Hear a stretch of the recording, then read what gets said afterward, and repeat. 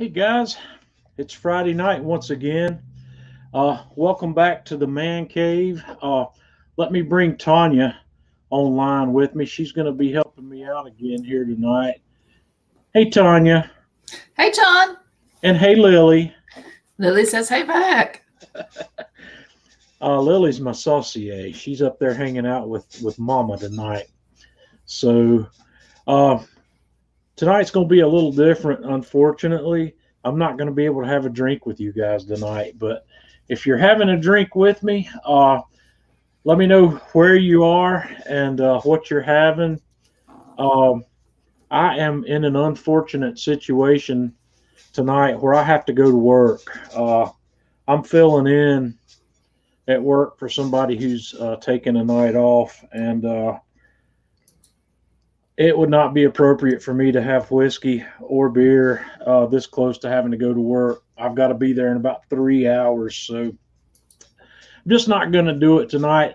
It also would make it very difficult for me to stay up all night long since I've been up since about 8 o'clock this morning, and it's going to be close to then until I go back to bed tomorrow. Tom, glad you could be with us tonight. Owen and Jeff and Alexander. I do have the remnants of a bottle of Sprite here that I'm working on, so cheers. It's been a interesting week here at the Man Cave. Andy, good to have you back with us. Russ is here. Basil Hayden's. That's something I'm going to try. I've been reading a little bit about that one, and I think that might have a flavor profile that's appropriate for me. So I'm probably gonna snag a bottle of that. Oh, it's my mom's here. I guess mom must be proud of me because I'm not drinking tonight. Is that what it is? She's Mom, I got to go to work tonight. I don't know if I told you I'm working tonight or not, but I'm working third shift tonight. So I got to be in at 10:30. I'm not going to drink whiskey, but I'll make up for it somewhere else. I'll not miss this. I will have my weekly glass of whiskey. It's just not going to be tonight. I should have had it last night, so I don't know.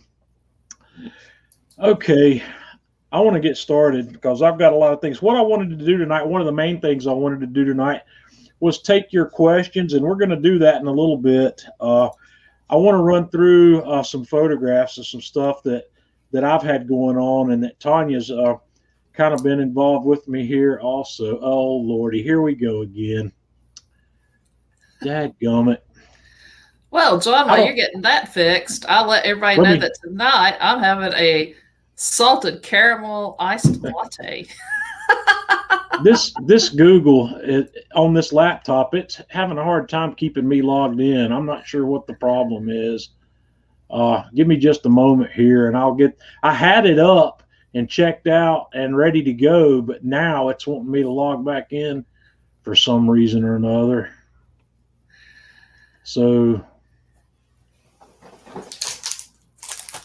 I'm going to have to go. It's going to take me just a minute, but that's one of the things I was getting ready to show with some of the coffee pictures. Tanya and I have been playing with coffee, and I've been roasting some coffee with this coffee roaster, and it's been an experience because it's not the easiest thing in the world to do. I think I'm about logged back in here.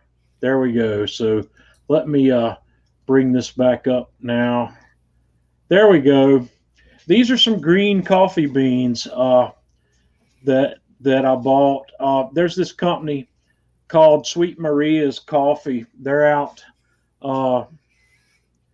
They're somewhere in the Northern California area. I think they're outside of not in the San Francisco or the Oakland area somewhere, but I bought a coffee roaster from these guys it's like a little toaster oven that's got a rotisserie inside with a basket. It's like a little drum roaster, and it's been a challenge learning how to use this thing.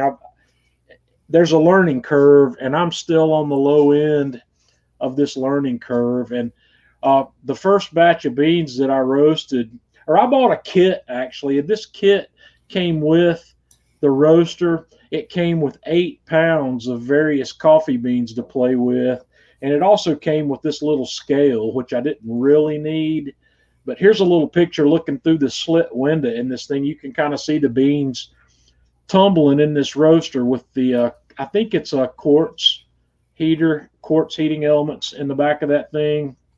But this is my first roast, and my first roast was way overdone. I set off every smoke alarm in the house when I did this. And when Tanya came home, I says, "Does it smell like coffee?" She says, "No, it smells like something's on fire or something's burning." But this is really close to what a French roast looks like, and that's about as dark.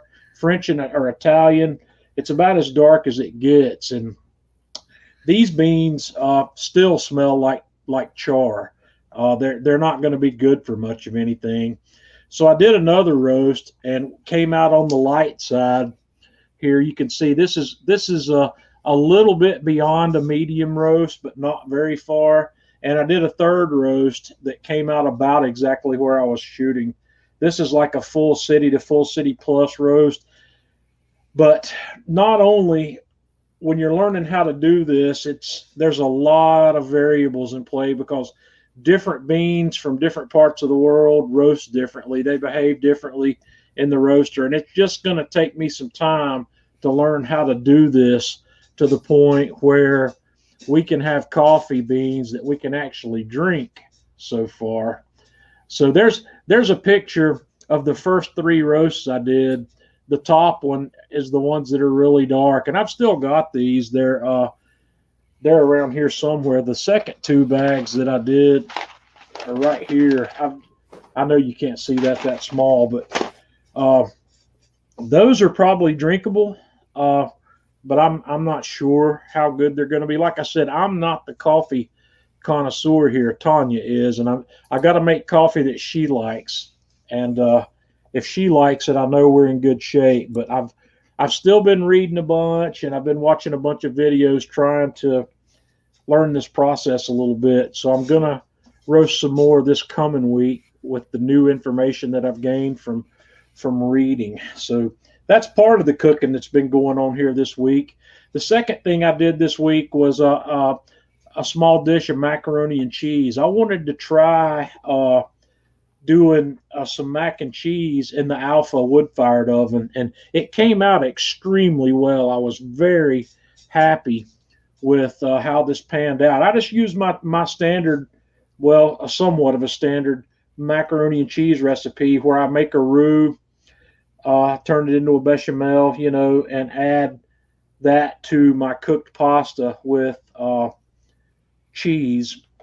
But on this one, I diced up a jalapeno pepper really small, and I diced up some pepperoni as well and put it in there and just let it cook. And I got a really fantastic browning on the top of this. I pulled it out before it got too brown, and I've got this really nice browned top on this dish of mac and cheese, and it's still beautifully creamy on the inside. In my mind, this was a perfect cook, and it's easy to pull that off in the Alpha. I was running the Alpha, the gauge on the Alpha I think was running around 400 degrees. That gauge is a bit of a puzzle.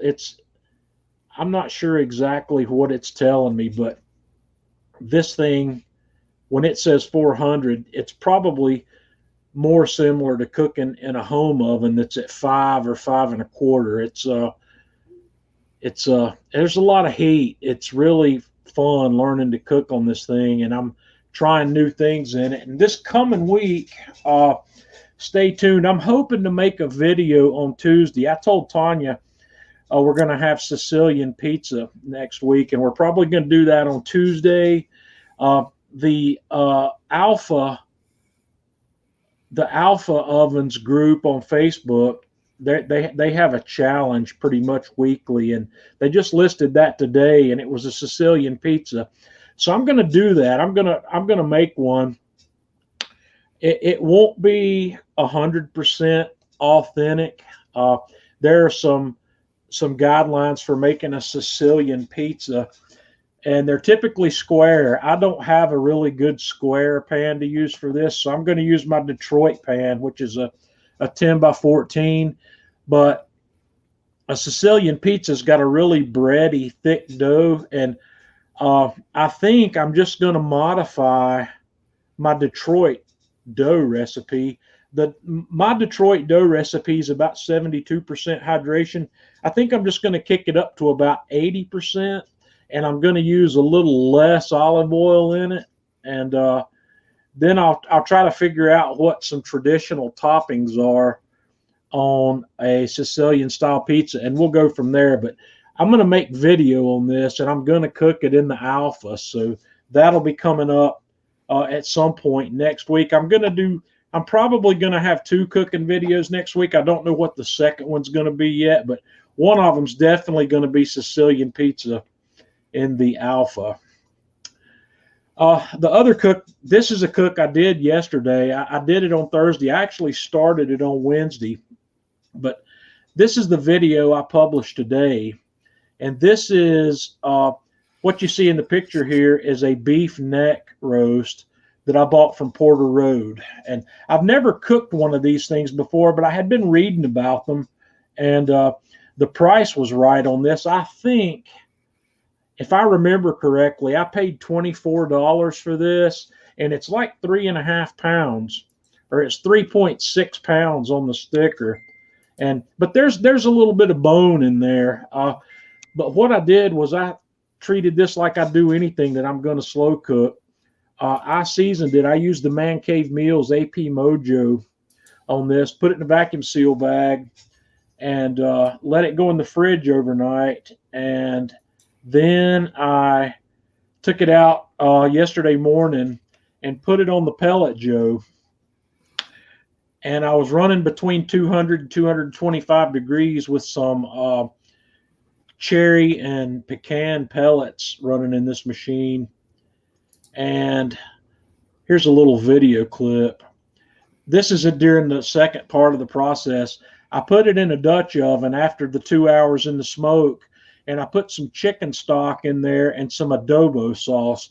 I made a homemade adobo sauce for this, and I let that guy go for about 4 or 4.5 more hours in the Dutch oven there with the braising liquid to let this thing get just super probe tender, which it did. And then we took it out, and I pulled it off the bone, and I shredded it.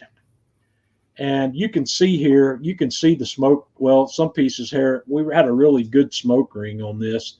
I just shredded it, and then I chopped it up with that cleaver, put it back in my mixing bowl, and put some of my leftover adobo sauce in it to really turn this beef into a flavor bomb. And then I just loaded up some warmed up corn tortillas with that meat, a little bit of cheddar cheese, and I made a homemade coleslaw to go on top of this. I made a cilantro lime dressing for that slaw, and this made beautiful tacos. It had a really beautiful flavor. The only real cheat, well, I did 2 cheats on this cook. My homemade adobo sauce, I cheated. I did not use dried whole peppers. I did not reconstitute peppers and use those. I used chili powder. I found a technique that I thought would be a little simpler and a little less time consuming, of just using chili powder, and it came out really well. I was really happy with the results. And all of that recipe information on how I put that together is in the video description. This is posted to Atlanta Grill Company's Facebook page and their YouTube channel. But these tacos were off the hook. They were just really extremely good. So Tanya didn't eat the tacos. I ate tacos, and Tanya wasn't into whatever was going on there. And let's see here. All right, we'll start taking our questions. We've got Kayla with us. What would John do? Question. We have found some Wagyu ground beef this evening for $5.99 a pound and bought 2 pounds. What would you do with it, and how would you prepare it? Okay. Well,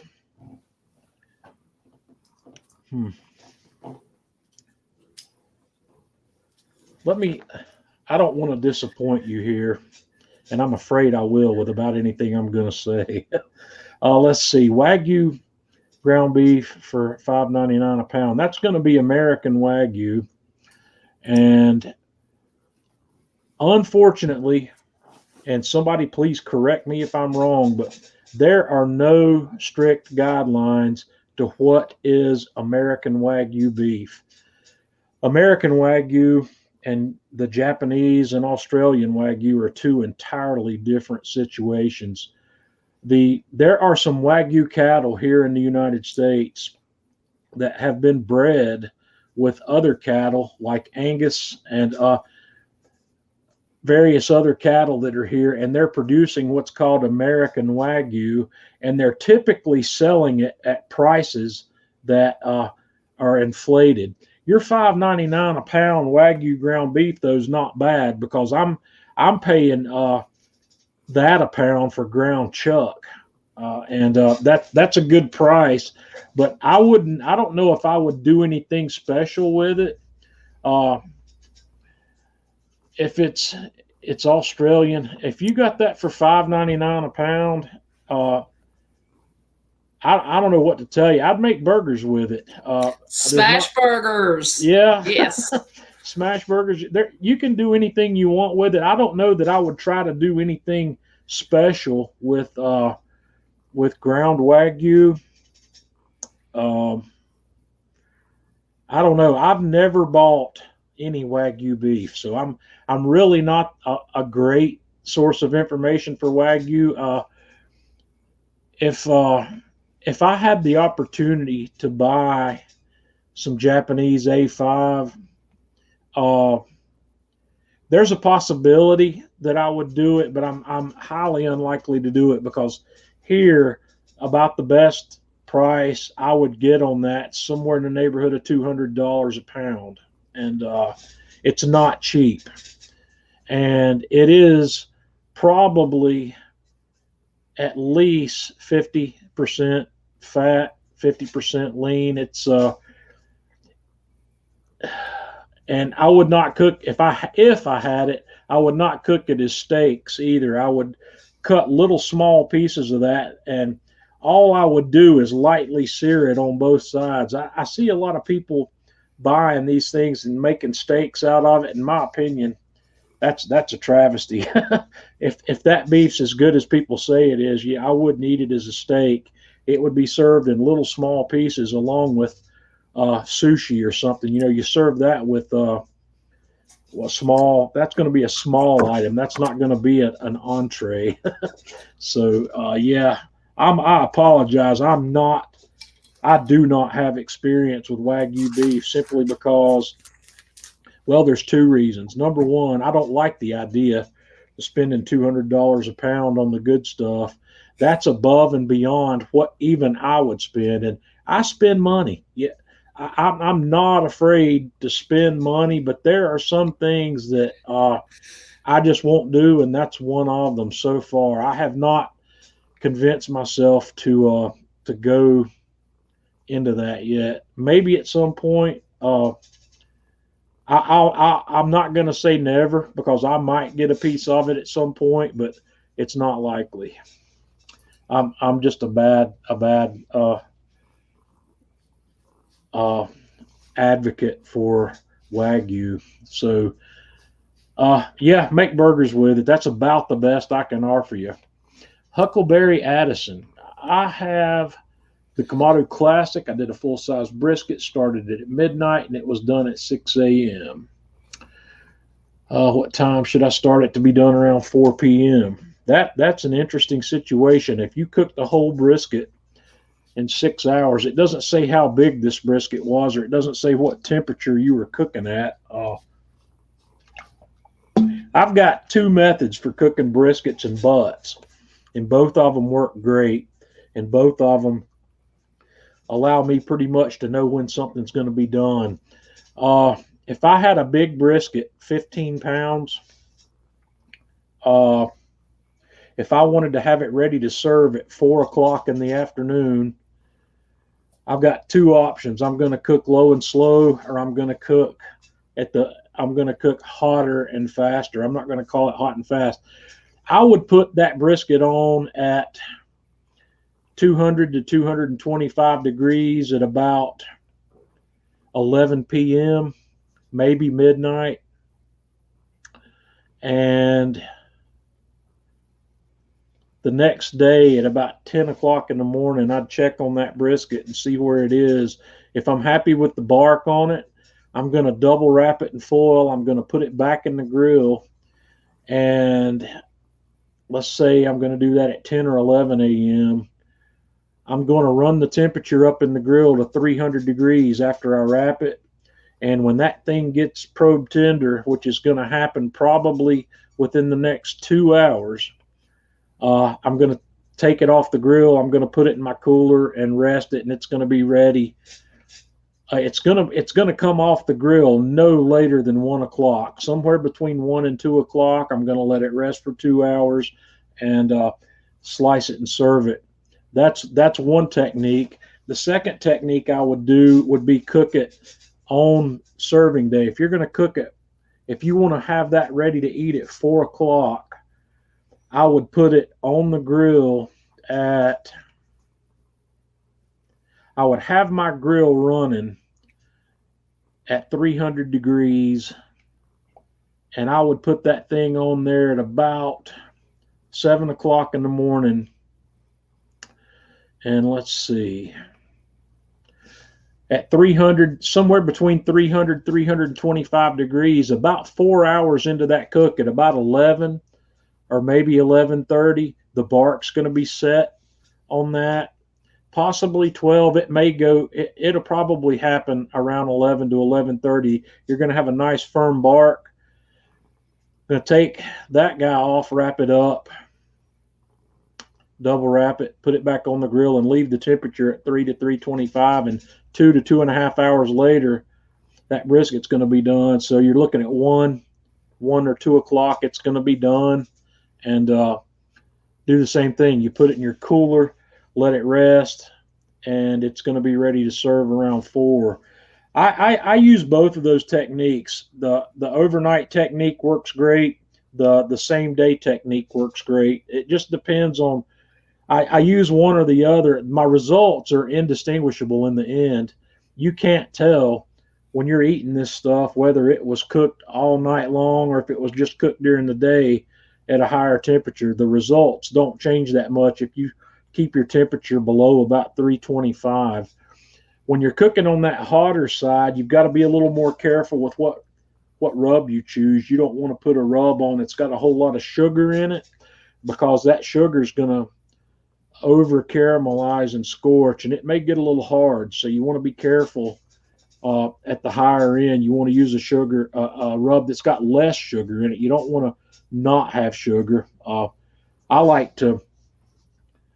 would try to keep the sugar level down below about 20% in whatever rub you're using for that shorter and hotter cook. But I did a video last week where I did a butt. I did a 9-point-something pound butt on the Kettle Joe, and I was running the Kettle Joe between 300 and 325, and I cooked it. I don't remember how many hours. It was 6 or 7 hours. It was done in under 8 hours. So if you check that video, it's last week's video on the Atlanta Grill Company. That same technique you can do with a brisket and get the exact same results. The time or the size of the brisket is going to make some difference. Brisket doesn't cook quite like a butt does because it's longer and flatter, and it's got the thick point end. But when I cook briskets, I like to cook something in the 12 to 14 pound range. Those are the best tasting briskets, in my opinion. When you get huge on the brisket end, I don't like the flavor so much, and I don't like it as much on the smaller ones either. So that's some food for thought. Figure out what you like there. I'm curious about how you got done at six a.m. That 6 hours is a quick brisket cook, no matter what. Ben's with us tonight. Ben wants to know what coffee beans you're drinking. Right. I thought I would answer one. This is from our local coffee shop, and they call it Highland Grog. And it says that these beans have hints of vanilla, caramel, and whiskey. So I thought that sounds fantastic. Ben knows a little bit about coffee. I'm gonna tell you right now, he's not a coffee noob. Ben has a Be More roaster, and Ben is one of the reasons I have a Be More roaster. I took his advice, and I haven't given up on this thing yet, Ben. I'm still on the learning curve. I just got to do some more. I've got to play some more with it. I'm fighting really hard not to buy another roaster that I saw. You can hook it to a computer. Okay, full disclosure. I think I should. I think I you can hook it to a computer and watch the temperature, and y'all know how John loves numbers. Oh man, Ben! I think Ben, it's that hot top. It's that hot top 2K. That thing's got my full attention. I'm trying real hard not to pull the trigger on that. So we'll see what happens. I'm not promising that won't show up here sometime soon, but God, I don't know. I want to learn to. I'm going to learn to use the Be More before I buy anything else. I got to at least do that. So Kyle says, people this week were talking about using a chimney starter. You said you do this regularly. I tried it once, but the charcoal burned so ferociously that it was down to nothing quickly. What's your technique? Okay, Kyle, I just use a full chimney. It depends on what I'm doing. I only use a chimney to start charcoal when I want to get going hot quickly, and I'm going to be doing either all direct cooking or a quick 2-zone cook. And my large size Weber charcoal chimney will hold enough to do that. I light a fire starter underneath it, and it takes right at 20 to 22 minutes for that thing to get fully engulfed, where the charcoal up on top's burning nicely and it's starting to gray over. I'm assuming we're talking about lump charcoal. I know briquettes do about the same thing and about the same amount of time. And I just dump that. A lot of times when I'm using that, I'll be either using the Joe Jr. or I'll be using the Classic with a firebox divider, and I'll only be putting that hot charcoal on one half, and I'll have a heat deflector and I'll have a 2-zone setup going there. So you wouldn't want to use a charcoal chimney unless you're planning on doing hot cooking. I can't really imagine the need for it in any other capacity. I like to use the chimney because if I want to get a hot cook going, it's easier to do that with a chimney than it is to use fire starters in the grill. And a lot of people are going to tell you that these big torches, what's that one? This grill gun. I bought one of these grill guns. I've been playing with it. It's got some cool features, but let me tell you one thing about it that other people are going to argue with me on this. You cannot get that thing.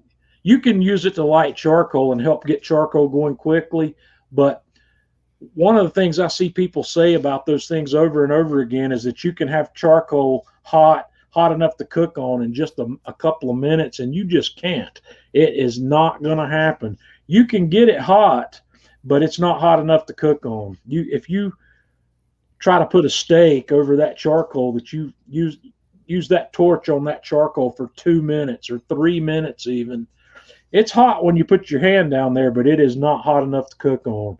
It's not really gaining you much there. So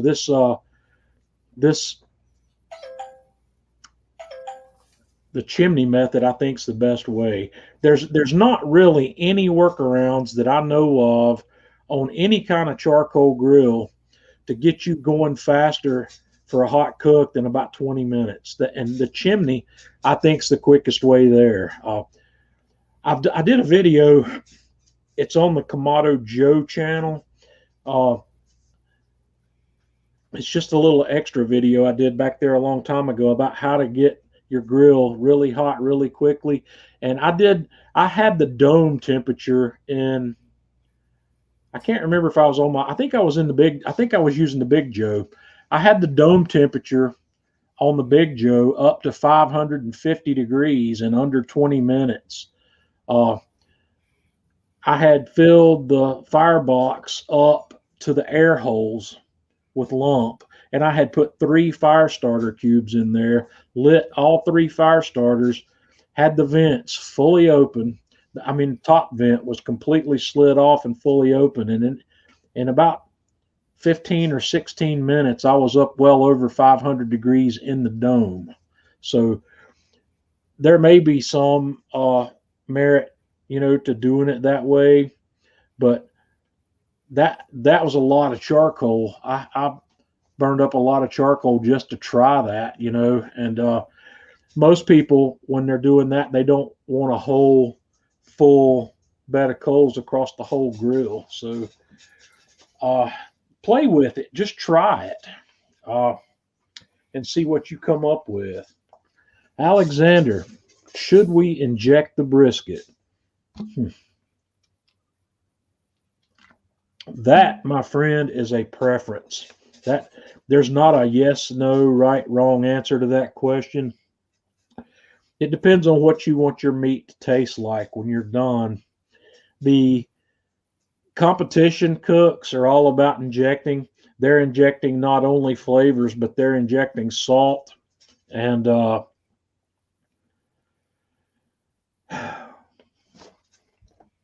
I don't inject. I have experimented with it. I learned a really great technique when I went to Harry Sue's barbecue cooking class at his home in Southern California quite a while back now. I learned his technique, and his technique's injecting a lot of flavor. He uses a concentrated beef broth that's got Worcestershire sauce in it. It's got cayenne pepper in it. It's got some of his brand of barbecue rub dissolved in it as well, and salt.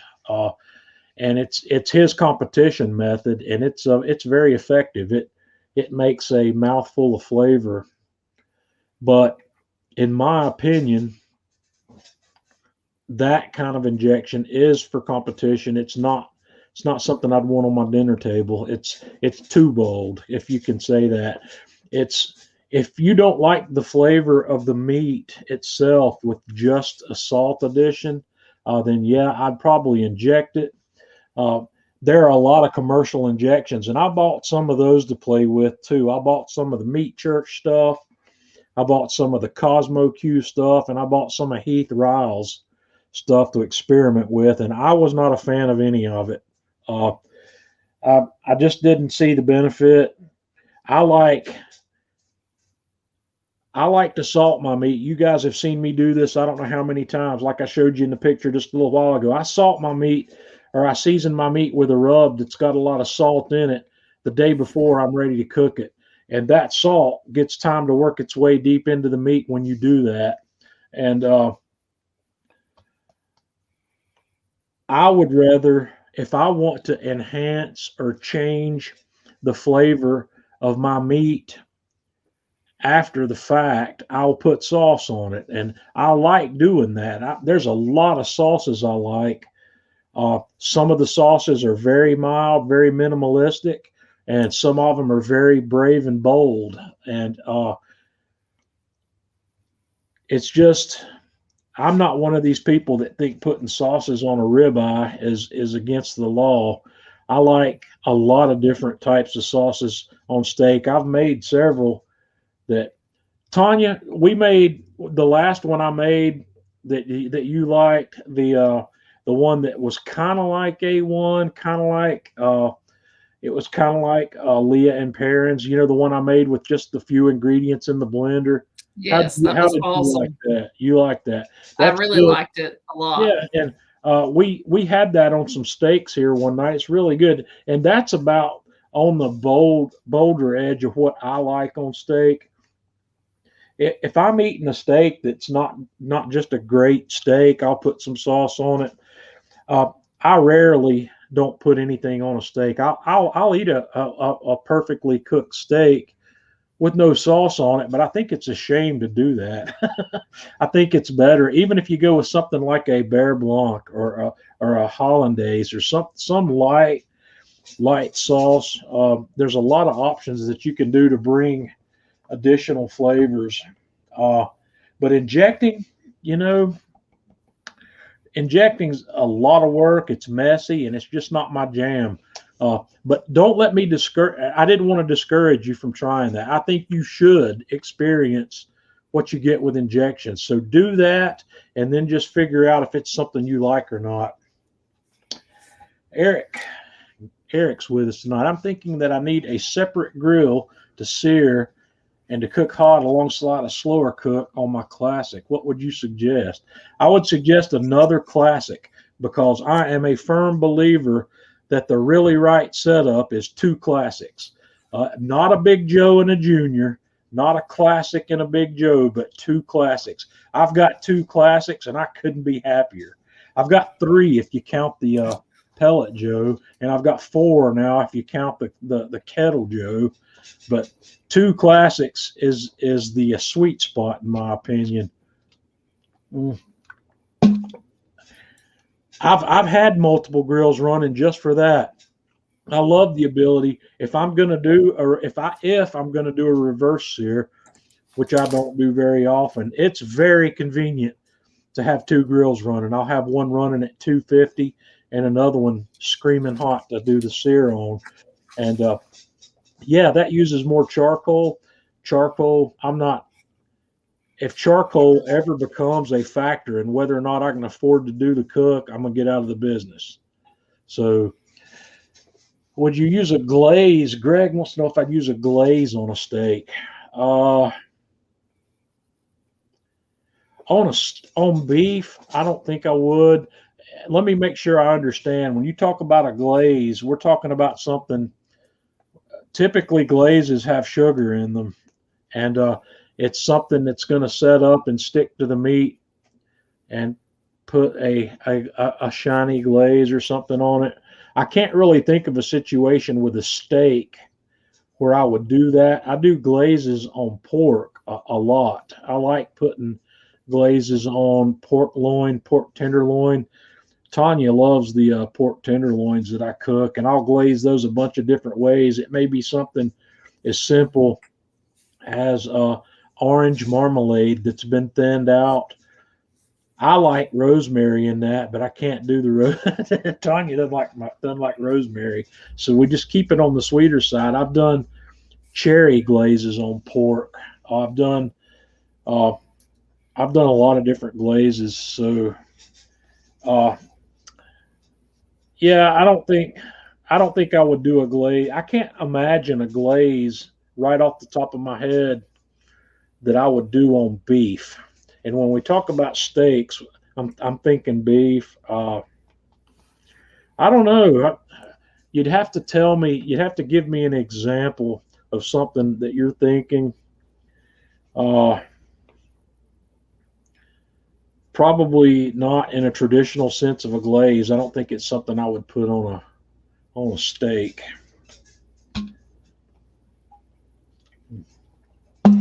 How are we doing here on time? We got plenty of time. Okay. No, I am not allowed to run Adam, I'm not allowed to run the coffee roaster in the house anymore. Notice the key word, anymore. I've done it twice. And the very first time I did it, I set off every smoke alarm in the house. The second time I did it, the second and third time I roasted, I did it outside. And I thought at that point I had it under control because I wasn't seeing any smoke. So I brought it back in and I smoked them again. And what I've learned is when I was going outside, I was having to use an extension cord with this roaster, and this roaster doesn't like extension cords. This roaster is drawing 1650 watts of 1650 watts of power. So when I plugged my extension, I bought a 10 gauge extension cord so I could try to deliver that much power without a big voltage drop. And the shortest one of those cords I could find was 25 feet, and that's still too long. I checked the voltage at the cord outlet, and it was 122 volts at the end of my extension cord, which is good. But when I put the roaster on it and fired it up, it's dropped down to 113 volts, and that's a low enough drop that it actually takes the coffee longer to roast, and the burners aren't getting as hot with that voltage drop, and that's why I wasn't smoking it outside.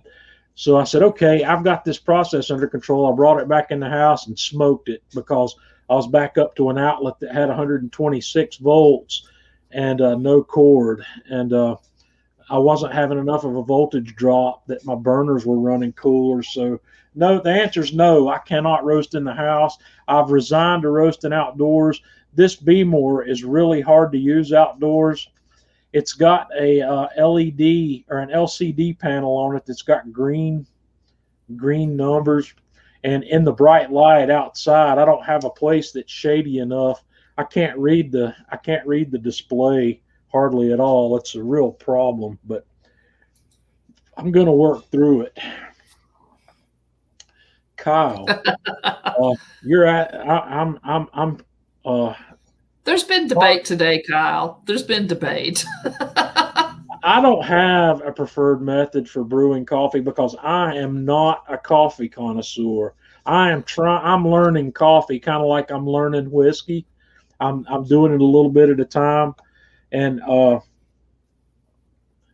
my preferred method for brewing coffee is that Jura. This new coffee Jura, this drink maker, this Jura. I've made espresso with it.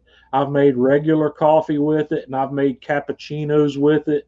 And what was that other one I made, Tanya, that was like 3 layers in the glass? That the latte macchiato. The latte or macchiato latte. I forget. Yeah. I've been looking though, and it's a good question. I'm glad you asked because this is part of what I've been rolling around in my head is I'm trying to decide how I'm going to learn to taste coffee. And I think the brewing technique is important. I've looked at several things, and the reason I've looked at several things is I want to be able to reproduce the results, and I don't think I can do that with the Jura as well. I've looked at a pour over. I've looked at that Chemex, and I've also looked at the AeroPress that I think Ben's the one that was telling me about the AeroPress. Honey, we already have 2 French presses. Okay, well, I could use a French press as well. So if we have that, I would be able to reproduce. There's a lot of variables I'm learning. You know, it's the two that I can control the ones that I can control are the temperature of the water, the size of the grind, and the time. And those are 3 things that develop a cup of coffee. And the Jura doesn't give me any control over any of that. With the Jura, I can control the coffee, the amount of coffee that goes in it, and the grind, but I can't control the time. I can't control how that works, but it's not really that I need to because it's going to brew the same way every time as long as I give it the same amount of coffee and tell it to use the same amount of water. But so, you know, there's a lot of, I don't have a favorite method yet. Tanya, what's your favorite method outside of the Jura for brewing just a cup of coffee? Using the Nespresso. Well, look, I have tried the French press. I've tried the pour over. You know, I've done the Mr. Coffee thing, you know, where you put coffee in a filter and it, you know, does its magic. But I'll be honest with you. I totally respect baristas and what they do. And I think that's awesome that they can do that. But dude, I have zero patience for that. So I want something automatic and easy. I want to be able to walk up, press the button, and have my cappuccino or my, my espresso or my Americano or a flat white or whatever it is that I want. Yeah, so there's a lot of different ways. I'm no expert on coffee, and I'm not even pretending to be. All I want to do is, since we bought the Jura, I want to make sure that we've got the best possible coffee to brew in it, and that's when Tanya mentioned the idea of roasting our own beans. I said, okay, that's something I think I can learn to do, and that's what I'm doing. It's going to take a while. I haven't brewed. We haven't brewed any of the beans I've roasted yet. I'm not saying that I don't have some good beans, because I probably do, but I'm at a point where I need to standardize the bean. We talked about this yesterday. I ordered 5 more pounds of beans of all the same bean, because I need to stick with the same bean until I get the process under control, and then I'll worry about different kinds of beans, because they don't all roast the same way. Steven's got an AeroPress. He says it'll give me. I looked at the AeroPress, and it looks like a real simple process. As far as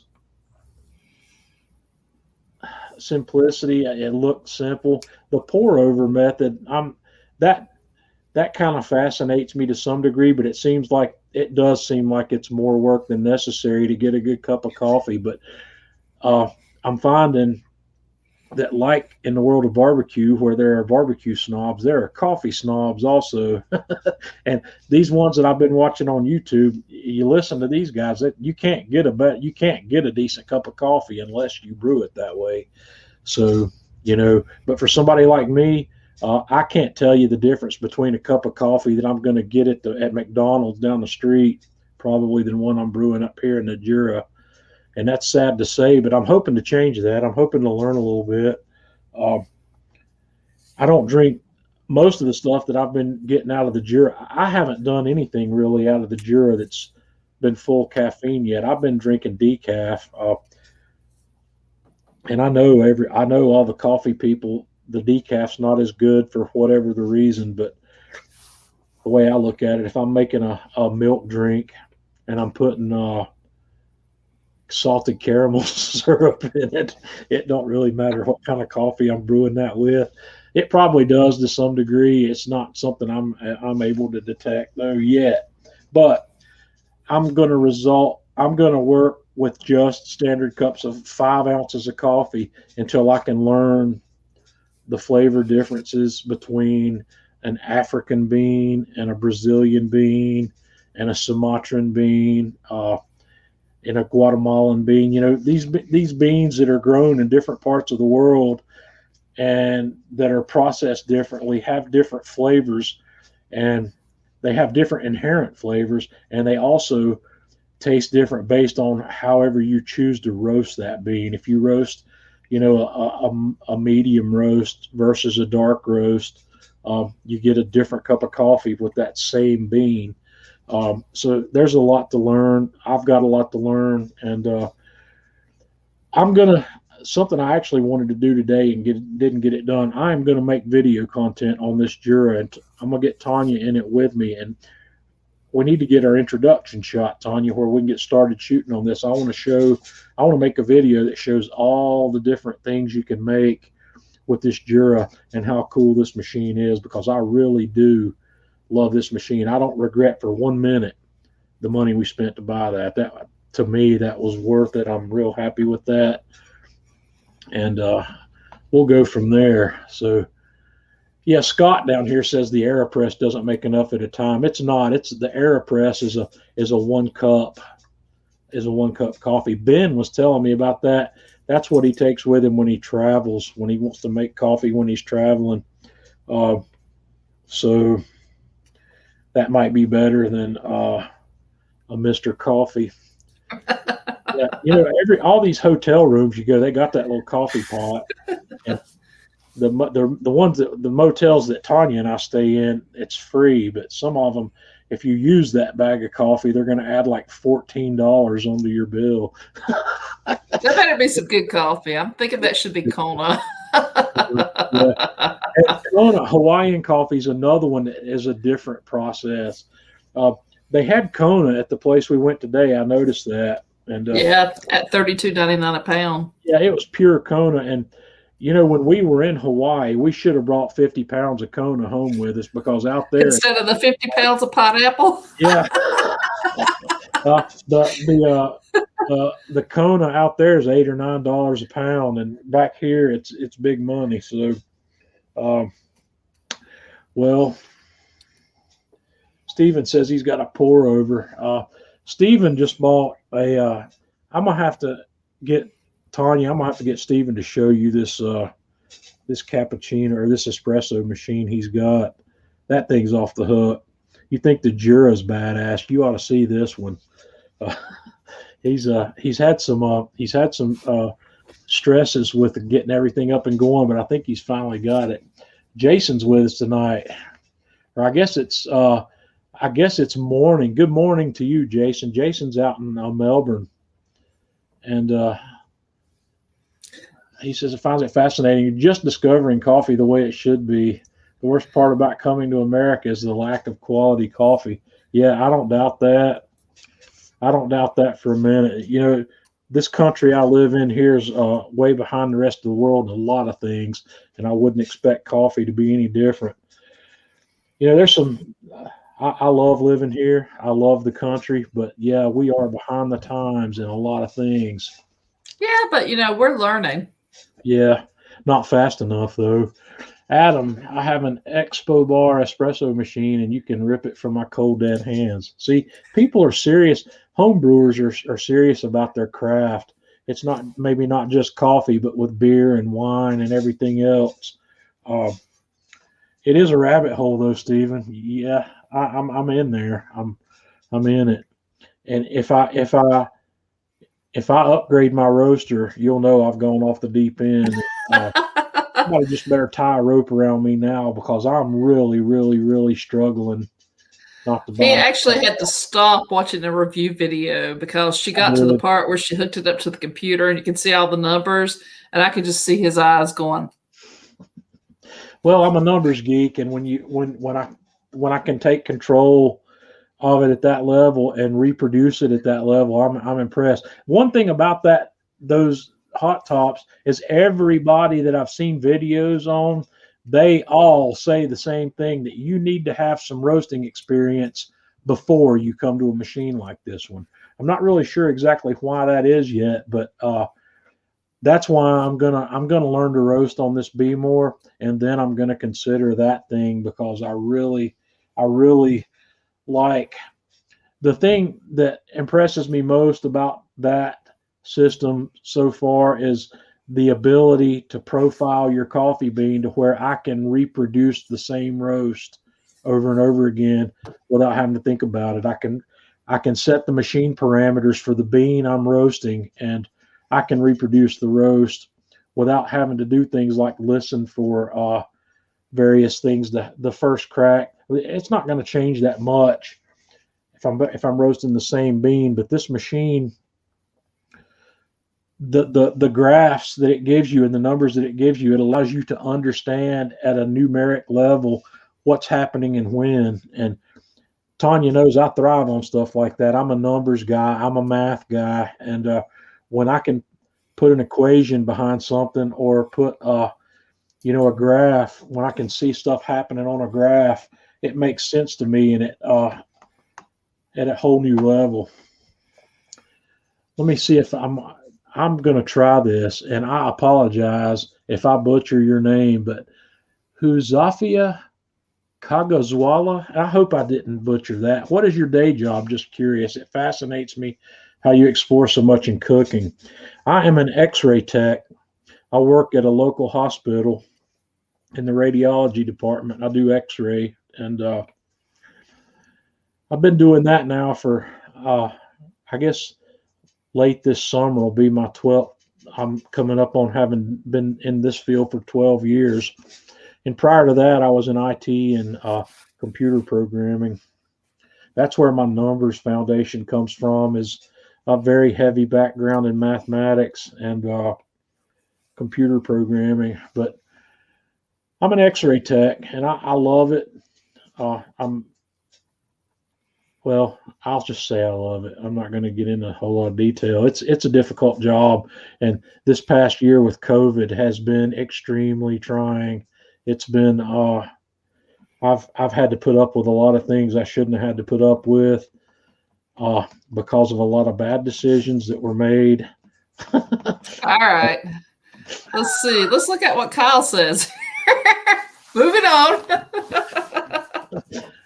I'm on an espresso group on Facebook. They insist you need a $700 grinder and espresso machine is $1,500 to $3,000. I think I need to get off. I ran into that problem.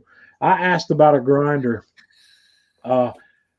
because if you're going to roast your own beans, you got to grind them as well. And I found the exact same thing. If the grinder that I need to grind coffee for espresso starts at about $700 and goes up from there, I'm with you. You don't need that. If I can't, I bought a $60 grinder that I'm pretty happy with.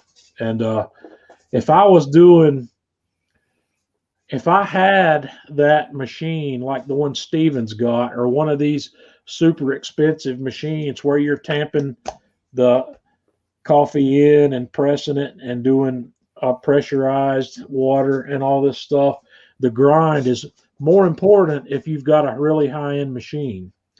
On my Jura, the instructions specifically tell you not to grind your coffee too finely because it won't perfuse well in that system. And that's the pre-ground coffee that you put in the little back slot. Right. Yeah. So it grinds it to the consistency it needs when you're grinding your own beans. But the Jura has a grinder on it. It grinds beans as needed, or you can dump ground coffee into a slot in the back of it for one drink at a time, and it'll use that coffee instead of grinding it. But I bought a $60 grinder that's working great. And FYI, don't tell them that you ground pepper in it. Yeah, well, don't share that. I wouldn't have bought it if I could have ground a black pepper in it. And I found the fix for that too. I brush off the pieces of the burr, and I bought some grocery store variety cheap coffee beans. After I've ground pepper in it, if I want to, I'll run a couple of tablespoons of cheap coffee beans through it to get all that pepper out of there, that if there's any residue left, and it's going to be fine. If I get a complaint about some coffee I've ground tasting like pepper, then I'll do something different. But until then, we're not. I think Stephen has a great idea here. What? Bring a cooked pork butt with bone in, run films on it. Put the image on a t-shirt. Well, I could do that. I know what that bone looks like. That everybody's got one. It's a scapula bone in a pork butt. That's that shoulder blade. So that's why sometimes it's called a blade roast. And I would get fired for doing that, but they're real picky about stuff like that where I work.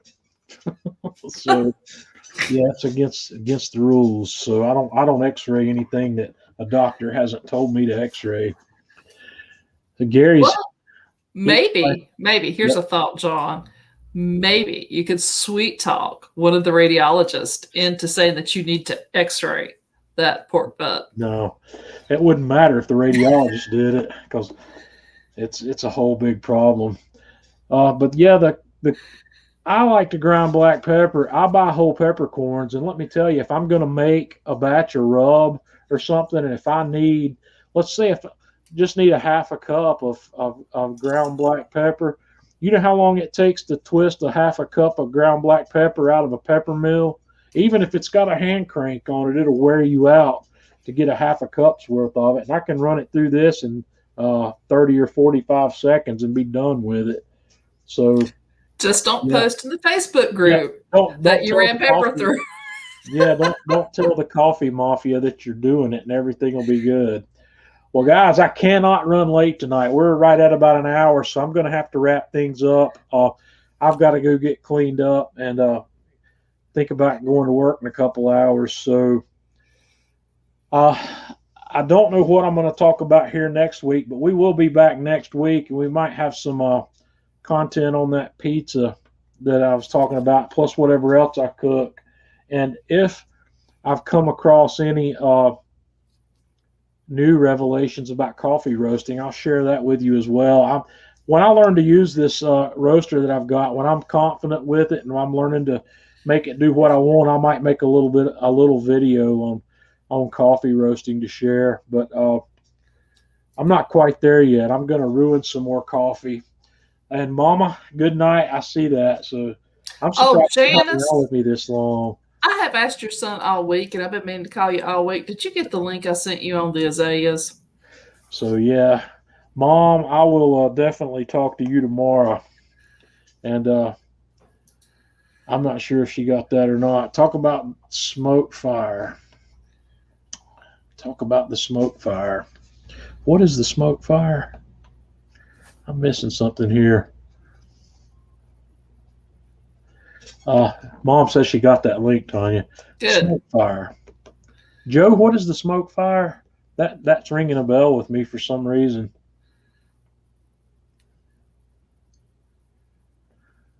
I don't know what he's referring to there. Oh, Yeah, the rubber pellet grill. Yeah, I don't have one. I can only talk about that from seeing it in pictures, and that wouldn't be worth a whole lot. I'd like to have one of those grills, and I toyed with the idea of buying one, and I got space problems, and I don't really. I've got two grills that I need to find a new place for, and I don't know what I'm going to do with them. I just don't have room for another one. I would, if I had a spot to put one of those, I'd buy one in a heartbeat because I want that grill to be successful, and I want to see how well that thing works. So, guys, I appreciate it. Thanks for hanging out with me. Next week I'll be back with whiskey in hand instead of something like this because I'm not working next weekend. I don't volunteer to work on Friday nights very often. And I've turned down quite a few offers to work on Friday night since I started doing this. And it's because I'm going to miss that whiskey if I do it. So, guys, have a good week. Until next week, we'll see you.